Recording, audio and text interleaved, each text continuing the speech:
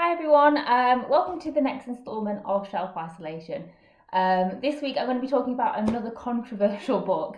Not all the weeks will be controversial, but this week is. So we're going to be looking at Lolita by Vladimir Nabokov. So some of you might be familiar with Lolita, even if you haven't read it yourself. So Lolita is about basically a paedophile, and it's written from his perspective. So getting a bit of like poor Marshall atonement vibes here. But it's not really about the fact that he's a paedophile. It's more about control and alienation and isolation. So it does talk about it, but not in any real detail. It's nothing like totally revolting. Like it is disgusting, but it doesn't really go into any detail. So it's not really suitable for sensitive readers, but it's not really about that. So it's written from a first person narrative, and it's really interesting because the narrator, who is called Humbert, is totally unreliable. So he often makes out that this young girl is flirting with him, and she's never really presented as a victim as such. But we just don't know how far we should trust him. So Humbert, first person narrative. He's We learn quite early on that he's writing from prison, and he's recalling like his memories in like a journal. But we from the first few chapters, we don't really know why he's in prison, or I mean, it could be any number of things, but we don't really know what's gone on. But we do know that he's writing from prison. So he starts by talking about how he's started to be interested in young girls. And he recalls a memory of when he was a child himself. So I think he was 8 or 9. And he talks about his first love, a girl called Annabelle Lee. And he talks about how obsessed he was with her, and he goes into really great detail about like how slender she is and her hair and even what she smells like, which is kind of weird. And he's like, ever since then, he's been obsessed with young girls. And he's able to kind of trick people. So like he goes for like a psychiatrist. So he goes to a psychiatrist and kind of has like lots of assessments, and is put into a psychiatric hospital. But they don't realise what's wrong with him. So either he's really good at tricking people and he's very manipulative, or he's like just straight up lying about what's going on. But we never really know how far to trust him.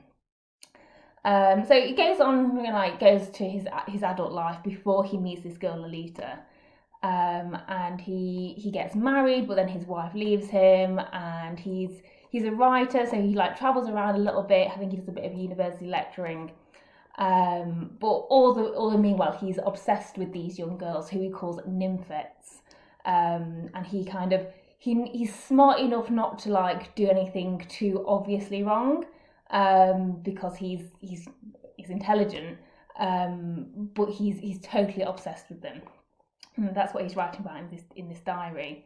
And then eventually he goes to America, where he rents a room in this woman's house, this woman Charlotte Hayes, and that's where he meets her daughter, who's actually called Dolores, but he calls her Lolita, or Lol, or Lo, or Lola.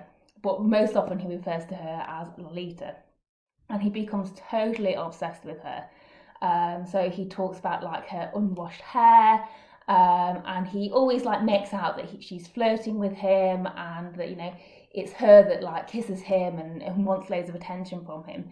But this is where we don't really know whether to trust him or not, because in some ways, he kind of presents her in this flirtatious way. But he does allude to the fact how innocent she is, and how actually she is still very much a child.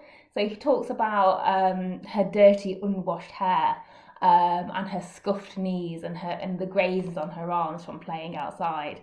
And there's a bit where she eats some of the bacon off his plate, like just something that like a child would do. Like an adult definitely would not behave in that way.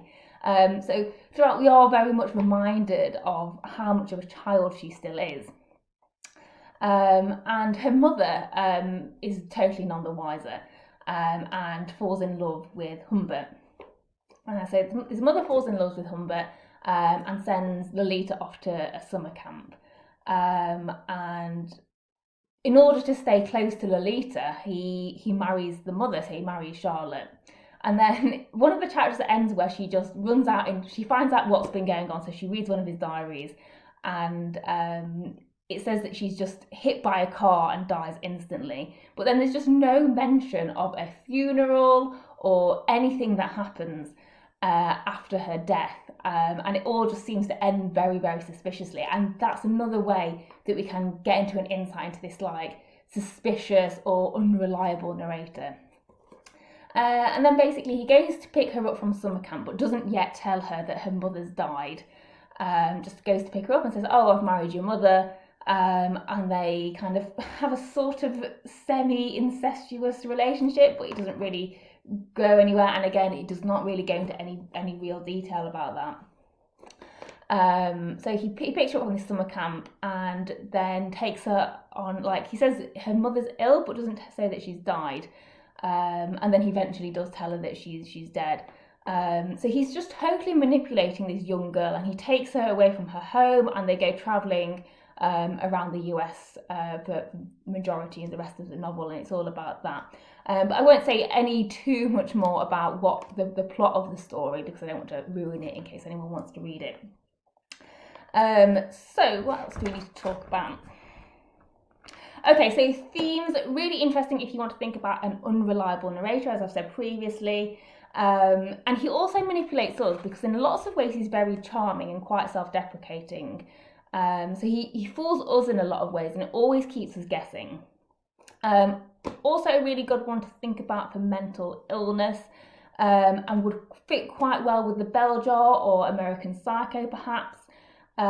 So quite dissimilarly to the bell jar, where everything is super sterile and clinical and over-tested. Actually, Humbert is allowed to get away with pretty much what he wants in this situation. So he's not monitored at all, and he manages to kind of steal this young girl and take her away from her friends and family, and quite possibly kill her mother, although we don't know for certain.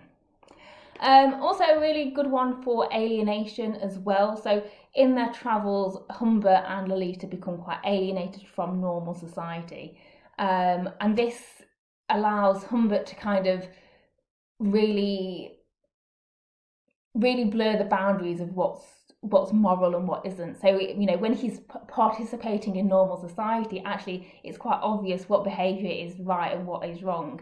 But when it's just the two of them, actually those lines become a bit more blurred. And similarly, Lolita doesn't really see herself as a victim, or at least Humbert is saying or implying that she doesn't really see herself as a victim. There's only a few times where she kind of feels victimised, or Humbert says that she feels victimised.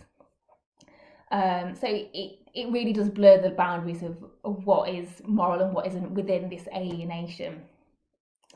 There's also some quite strong links to Edgar Allan Poe. So quite famously, Edgar Allan Poe, Gothic writer, American Gothic writer, and he married a 13-year-old when he was an adult, who was called Annabel Lee. So obviously that's the name of Humbert's first love. So we've got the name share there, and when he checks into the first motel with Lolita, he says that his name is Dr. Edgar H. Humbert. And throughout the novel, there's loads of other references to Edgar Allan Poe.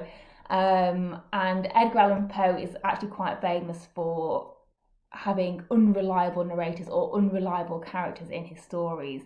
And he writes quite a lot of detective style short stories and poems. And, you know, it's very much in the same way that it's keeping us guessing. You know, we don't know how far to trust Humbert. Also, one thing that Nabokov does is a lot of wordplay, which again is something that Edgar Allan Poe is famous for. So the narrator is called Humbert, which for one doesn't even really sound like a real name. but they go through places like hazy hills and lots of places that don't seem like they're real places, which again makes us think that quite possibly he's not telling the truth. Okay, so that's about it for Lolita. Please let me know if you have any questions, and I hope you're all doing some good reading.